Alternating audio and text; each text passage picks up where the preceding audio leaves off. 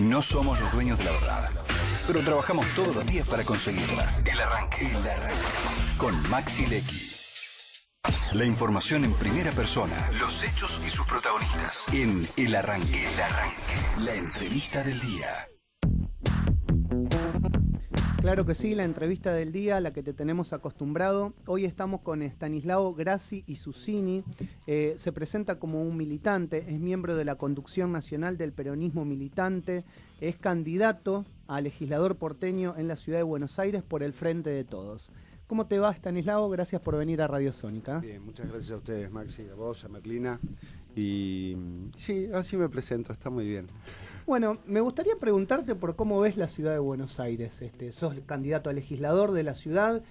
Horacio Rodríguez Larreta es el jefe de gobierno por un periodo, quiere renovar, viene de la continuidad del gobierno de Mauricio Macri.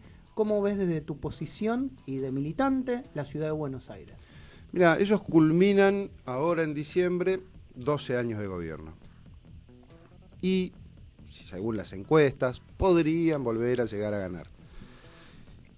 Con lo cual irían a 16 años de gobierno. Yo creo que hay que separarlo en dos partes. Estos posibles 16 años de gobierno, pero seguro estos 12 que ya vivimos. Los primeros 8, el gobierno de Macri tuvo la responsabilidad de, o mejor dicho, más que la responsabilidad, lo que hizo fue embellecer algunas zonas de la ciudad, generar algunas obras importantes que eran demandas, sobre eso siempre hay puntos, comas y cosas a discutir. No sé, digamos, la obra del entubamiento del Maldonado, con Guela, con todas las empresas cuestionadas por corrupción. Sin embargo, la obra estuvo muy bien.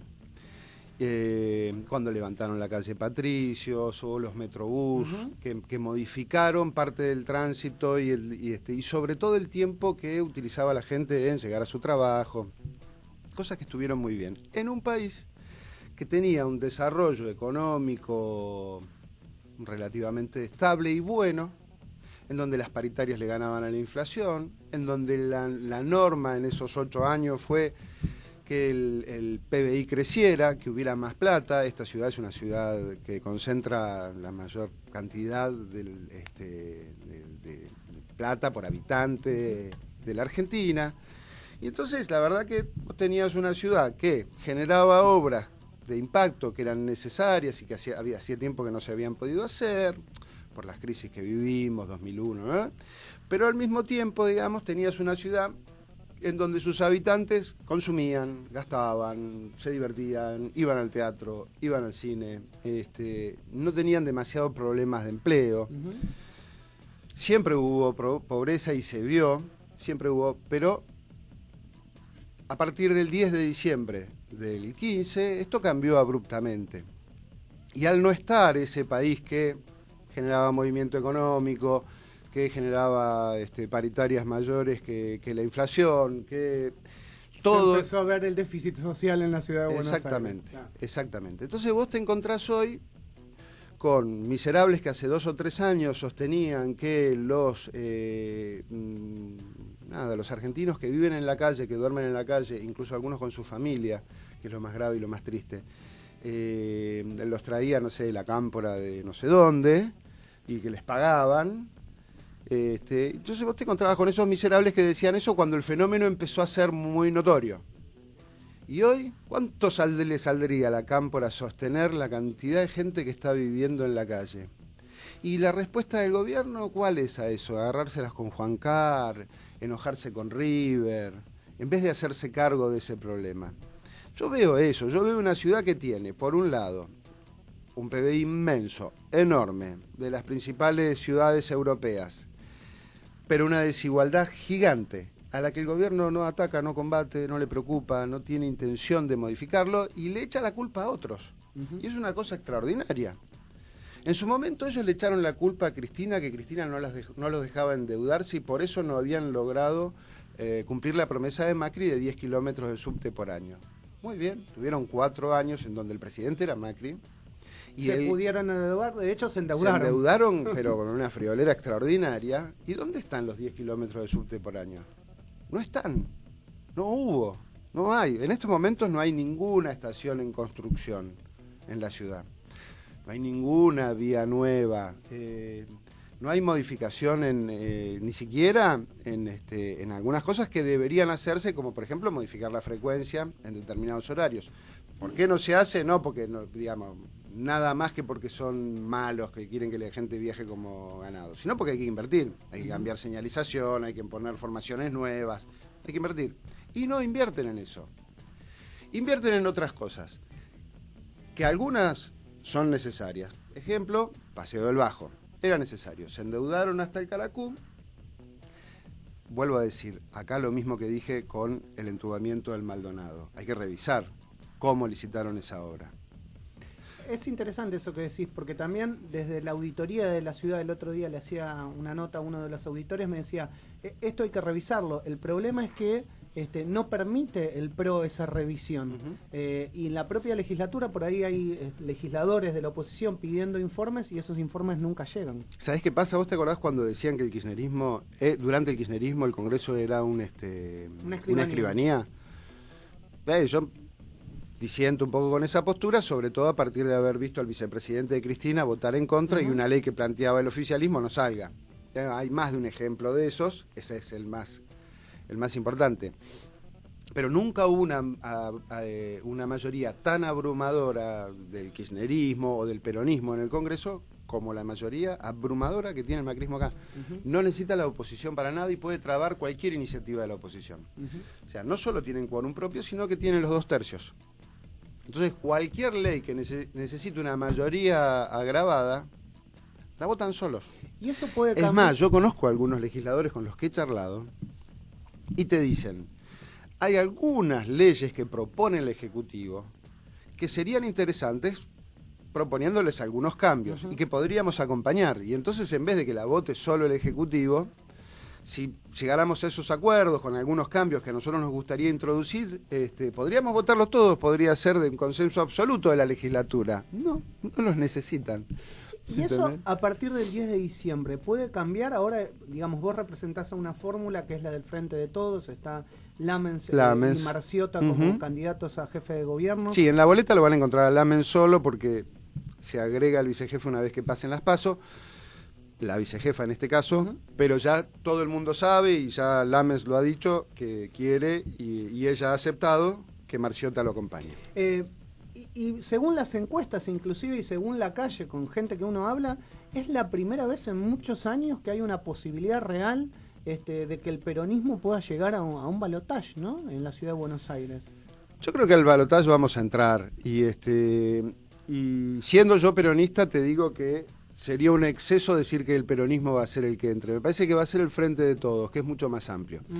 Nosotros, yo soy peronista, integro la lista de candidatos a legisladores por la ciudad o a diputados para la legislatura porteña. Hay candidatos a diputados nacionales que también son peronistas, hay candidatos a senadores que son peronistas, pero Lamens no proviene del peronismo. No proviene. Y lo dice públicamente. E incluso yo te diría, yo soy un peronista kirchnerista y Pino Solanas, que integra nuestra boleta, no es un peronista kirchnerista, es un peronista de otra época. Y de otra época y con mucha discusión con el peronismo posterior al que él le tocó vivir. Y Vicky Donda no es peronista directamente. Y yo la escucho a Ofelia Fernández y veo que tiene un compromiso social, pero la verdad que no sé si es peronista o no. Me parece que es otra cosa esto que estamos construyendo y que tiene que ver con que nosotros tampoco lo fuimos a buscar a Lamens, ¿no? Digamos, no fuimos a buscar un candidato que tenga, que se parezca a Tinelli, que aparte sea exitoso en lo suyo y entonces 1 más 2 por ahí tenemos la chance de pegar en un balotaje. No, había un montón de tipos que estábamos con la manito levantado diciendo, che, armemos algo más grande, a esto hay que frenarlo. Llevan al país a un desastre tal que necesitamos juntarnos todos lo que querramos frenar esto. Después, seguramente, cuando hayamos frenado esto, cuando la deuda sea una cosa manejable, cuando la pobreza no sea tan gravosa para los argentinos, cuando empecemos a respirar un poquito, cuando en vez de cerrar 60 pymes por día, abran 60 pymes por día, después, dentro de 3, 4, 5, 10 años... Bueno, discutamos, no, tu progresismo en esto, yo no estoy de acuerdo, yo tengo una mirada más peronista. Discutámoslo después. Primero resolvamos esta crisis. Y esta crisis es que hay un grupo que conduce la Argentina, que es el presidente de la Nación, el jefe de gobierno de la ciudad, y algunos actores muy importantes del poder histórico de la Argentina que se la han apropiado. ¿Entendés? Entonces con eso hay que romper. Estanislao, llegás el 10 de diciembre a la legislatura porteña. ¿Cuáles serían los principales proyectos que a vos te interesaría trabajar? Hay de todo, hay de todo. Pero a mí lo que más me parece importante es primero hacer los números. ¿Cómo llegamos? Llegamos con posibilidad de que el macrismo una vez más consiga no solo quórum propio, sino mayoría automática y absoluta para cada cosa que decida. Bueno, cualquier cosa que uno proponga va al cajón. Sí, te la van a bloquear. Va al cajón, va a estar bloqueada. Excepto no se va a que sea una declaración o un beneplácito claro, por... Claro, que te permitan declarar a Radio Sónica de interés cultural. Bueno, está bien, genial. Probablemente ya lo ha hecho alguien antes. Ya es. Bien, 2014. claro. Más que eso no podremos en ese caso. Yo confío en que eso no va a pasar, que los porteños nos van a acompañar y nos van a dar algunas instancias mayores de decisión. O sea, van a modificar la composición de la Cámara.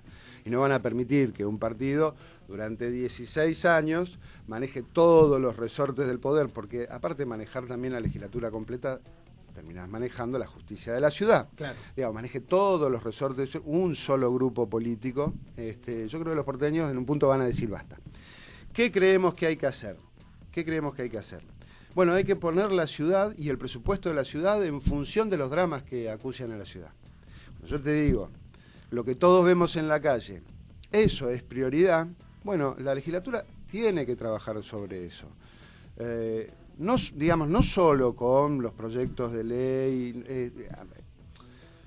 A ver, ejemplos concretísimos con los que seguramente vamos a tener que trabajar. La educación pública en la ciudad ha sufrido deterioro importante. ¿Por qué? Porque se ha ido reduciendo su presupuesto año a año. Bueno, eso hay que modificarlo. Eso se modifica en la legislatura cuando se vota la ley de presupuesto. Ahora, vos tenés muchas escuelas de la ciudad en donde hoy tienen visita de roedores permanente. Sí, visita y estadía, ¿sí? Media pensión de roedores. Bueno, eso probablemente lo primero que tengamos que hacer es cómo le generamos al gobierno que asuma el 10 de diciembre, sea el que fuere, instrumentos que permitan atacar ese drama. ¿Por qué mi hija tiene que ir a la escuela? Bueno, mi hija se recibe ahora a fin de año y no va a tener que ir el año que viene, pero ¿por qué tiene que ir en esas condiciones? ¿Por qué tienen que morirse de frío como se están muriendo de frío en Palermo, en el Nicolás Avellaneda? Sí. Bueno, ¿sabés lo que es cuando cruzás Rivadavia hacia el sur? Empeora. Para esas cosas va a haber que generar instrumentos legislativos que permitan atacar las crisis que hay. Si nosotros tenemos mayoría o si somos gobiernos, esas van a ser las prioridades. Si no lo somos, esas van a ser las iniciativas. Y después veremos qué cantidad de representantes nos dio el pueblo y a otras fuerzas para que esas iniciativas se puedan convertir en ley. Perdóname. Y después, tengo algunos planteos ya más personales. Estos son los generales, pero también tengo algunas cositas personales que en algún momento me gustaría encarar con más enjundia desde un lugar así. Yo creo que Buenos Aires tiene una mala ley de preservación de su patrimonio arquitectónico. Y entonces que la picota fatal del progreso avanza y se lleva puesto a lugares que deberían ser preservados. ¿Qué quiere decir ser preservados? Que no se toque nunca más nada, que no se cambie nada, que quede todo tal cual. No, preservados. No sé, el ejemplo de Colonia. No sé si han visitado Colonia o si vos has ido a Colonia. Sí. Vos en Colonia tenés una ciudad vieja, una ciudad colonial. Vos todas las casas que ves de afuera son de 1700 y algo, 1600 y algo, máximo 1800 y algo. Pero porque se preservó, claro, todo en algún momento. Pero yo entré a esas casas. Y esas casas no son las de 1600 Exacto. algo, 1700 algo, 1800 algo. Son casas que tienen todo el confort que necesita un habitante del siglo XXI. Bueno, normalmente como son casas de ricos más, pero por lo menos todo el confort que se necesita. Entonces digo, ¿por qué no podemos preservar el patrimonio arquitectónico, las fachadas, las vistas de la ciudad, de tal manera de embellecer la ciudad? Yo sobre eso, digamos, tengo un piquio, diría mi mujer, particular. Vos caminás por la Avenida de Mayo, que es divina, y no mirás para arriba nunca. ¿Y por qué no mirás para arriba? Y porque te invaden las marquesinas, porque tienen una forma, digamos, han roto todos los frentes para poner comercio. Bueno, hay forma de hacerlo sin romper los frentes, Exacto. sin que cambie la fisonomía de una ciudad, sin que pierda belleza. Me parece que sobre eso hay que trabajar, insisto. Es una cosa que hay que trabajarla con tiempo, que hay que convencer, que hay que discutir con los centros de arquitectos y de ingenieros, incluso con los constructores. Pero sobre los que la ciudad en algún momento tiene que tener un acuerdo, ¿no? Interesante, y lo comparto bastante también. De hecho, hay muchos movimientos que han venido a hablar en la radio sobre este tema al programa, y sí es una constante preocupación. Sobre todo los argumentos que ellos nos dan es que esto termina después siendo un negocio inmobiliario. Siempre se terminan rompiendo en fachadas históricas de la ciudad de Buenos Aires para después hacer grandes torres y negocios inmobiliarios. El tema es que está prohibido, ¿no? Está prohibido, pero no hay pena. Entonces, listo. Si te enganchan justo cuando vos vas con el pico a romper, viene el policía y te dice, señor, está prohibido. Pero si una noche ponen una tapia y rompen, al día siguiente te dicen, che, estaba prohibido. Y vos decís, uy, pero yo esa ley no la leí. Pero qué macana, señor. Bueno, haga lo que tenga que hacer. Porque no hay pena. Mirá, hay digamos, cerca de donde vivo, en la imprenta, estaban las caballerizas de San Martín, en Cañitas, estaban las caballerizas de San Martín, y efectivamente no la terminaron demoliendo porque se opuso todo el barrio. El barrio, claro. El barrio completo, pero si no, hoy no la tendríamos. Y terminaron haciéndose una torre impresionante, pero con la fachada al menos intacta. Claro. Se mantuvo la fachada, pero eso pero pasa. si no le pasaban por arriba. Es habitual. Claro. Es habitual. ¿Qué le importa a una empresa constructora si ahí estaba San Martín o no? Si lo que tiene que hacer es ganar plata. Bueno, para eso está el Estado. Totalmente. Para decirle, gana toda, pero estas son las reglas. No hay problema en que ganes plata. Está muy bien que ganes plata. Vos sos constructor, vos querés ganar plata, me parece perfecto. ¿No? Listo. Pero estas reglas, respetalas. Te meto en un tema nacional para ir redondeando la entrevista. Dale, Maxi. ¿Cómo ves el gobierno de Mauricio Macri? Recién me diste unos pantallazos en relación a que la pérdida digamos, del consumo en general ha afectado a la ciudad de Buenos Aires, pero te meto más en el tema macro, en el tema Argentina. ¿Cómo ha impactado el gobierno de Macri sobre el conurbano bonaerense, sobre la provincia de Buenos Aires y sobre el interior profundo de la Argentina? Gravosamente en todos los ámbitos en los que actuó, que son todos desde un gobierno, en todos. Vos me pedís una pregunta particular, pero me excedo un poquito. En política exterior, terrible lo que han hecho. Incluso, por ejemplo, en la última licitación de áreas petroleras offshore, en donde hay zonas que limitan con la zona que reclama Inglaterra como propia, que son nuestras Islas Malvinas, en donde se las damos a empresas inglesas. Desde esa barbaridad, como techo, digamos, imagínate todas para abajo. Han cerrado, veníamos hablando hace un rato, o cierran en promedio 60 pymes por día. ¿Cómo no va a impactar eso en el conurbano, o cómo no va a impactar en la Argentina profunda si las pymes son las que generan empleo en la Argentina?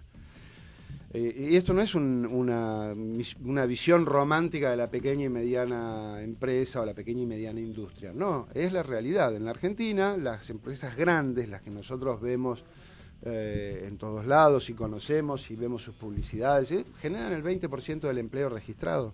El 80% restante lo generan pequeñas y medianas empresas, comercios e industrias, pero pequeños y medianos.